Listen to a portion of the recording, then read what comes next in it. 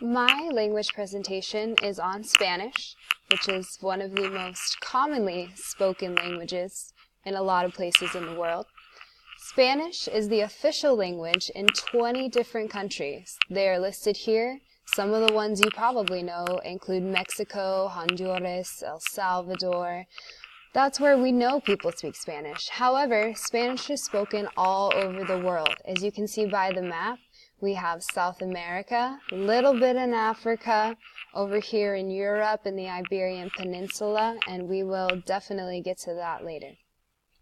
Over 322 million people speak Spanish as their native language. That is just their native language. The amount of people that speak Spanish as their second language is even higher.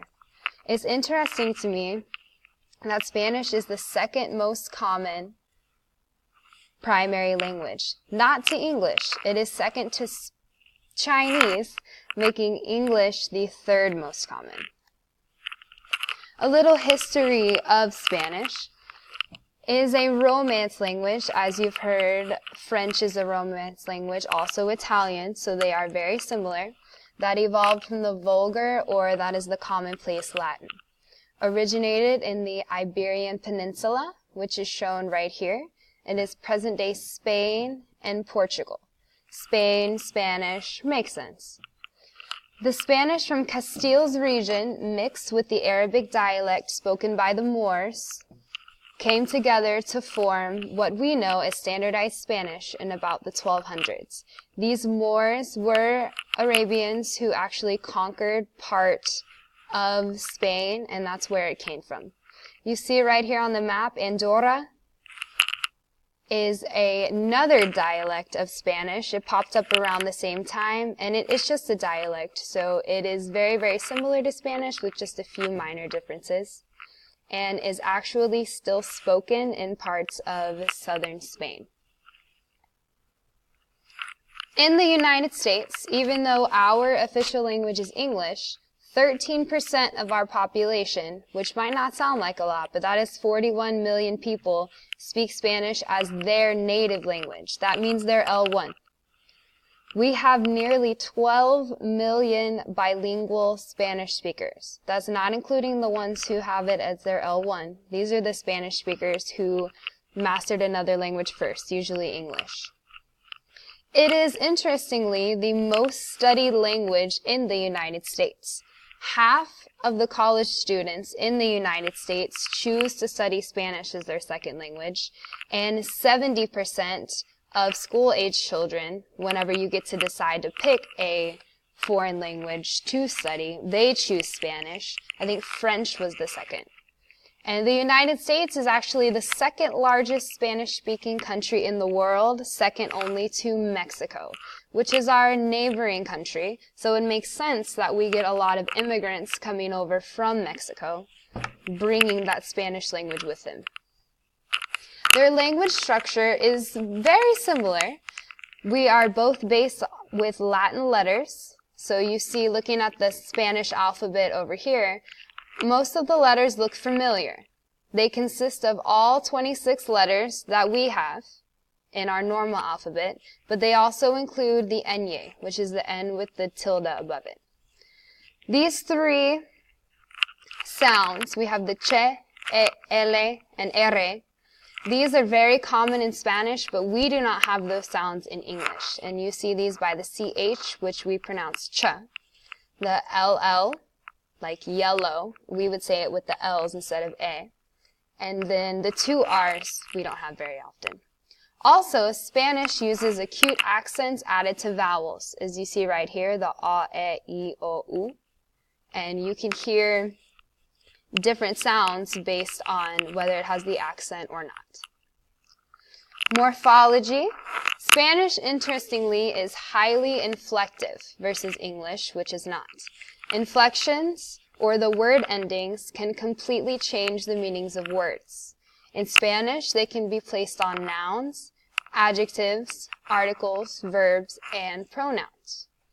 Verbs tend to change their inflections a lot. They can be changed for aspect, for tense, for mood, indicative actions, based on the person you're talking about and the number, as in plural or singular. Verbs can be conjugated as regular, irregular, reflexive, radical, or orthographical changing. And this morphology allows Spanish to have 46 to 47 different verb forms. That's per verb. These are all of the different endings they can have. English, we only have 4 to 5. So morphology is very, very important in Spanish. And here are some examples. Based on gender. In English, I would say teacher, whether the teacher is male or female. In Spanish, you have maestro, the O ending for male, and then maestra, the A ending makes it female.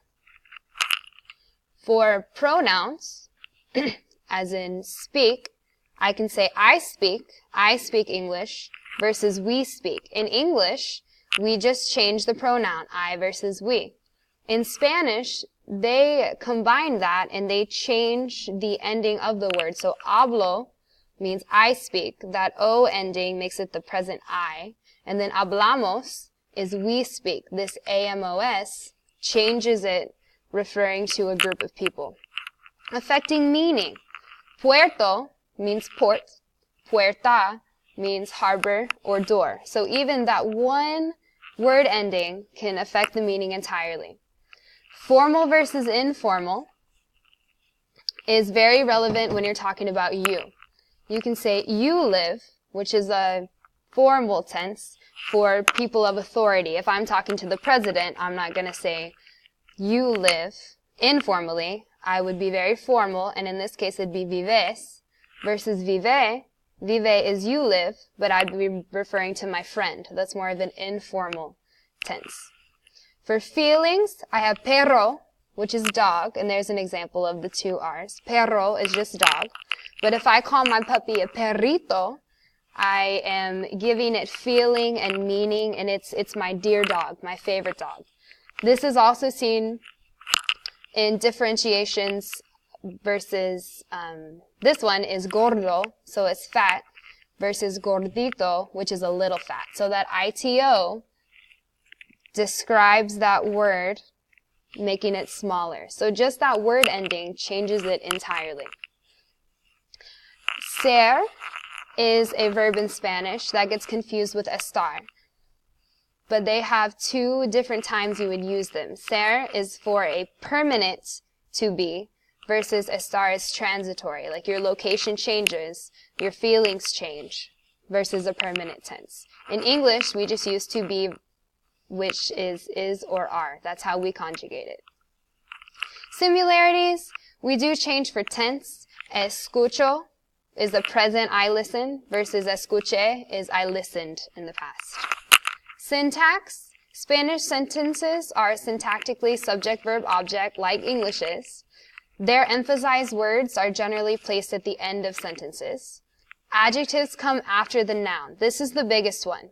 Where we would say the black vehicle, in Spanish, it's el vehículo negro. So they literally translate that to the vehicle black. We would say the black vehicle. And I think that's a struggle that ELL learners have when learning English, is mixing that syntax. Punctuation, as you've seen before, I have me encanta tu camiseta. So I love your shirt or blouse. If I'm being exclamatory, then I'm going to use this upside down exclamation point. And they have the same thing with question marks. You see it at the beginning and the end, where English only has it at the end. What to expect. These students, especially those in their first year, will have difficulty learning English.